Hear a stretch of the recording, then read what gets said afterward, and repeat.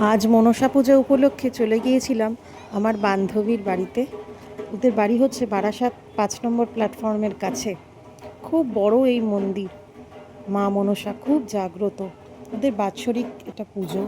যাই হোক, চারদিকে দেখুন, ধূপ ধুনো, দুধ কলা নিয়ে, পসরা নিয়ে সকলে বসেছে। তাই আমিও একটু ধূপ ধুনো নিয়ে, দুধ কলা নিয়ে মায়ের পুজো দিতে সামনে আস্তে আস্তে এগিয়ে চলেছি।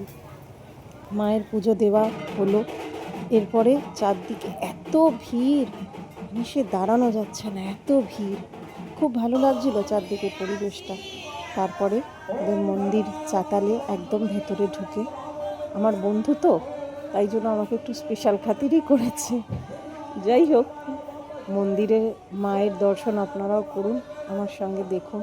দেখুন চারদিকে কত দুধ কলা বাতাসা মিষ্টি সন্দেশ ফল, অগণিত ভক্তদের এই সমস্ত দান মা গ্রহণ করেন, সেবা মা গ্রহণ করেন।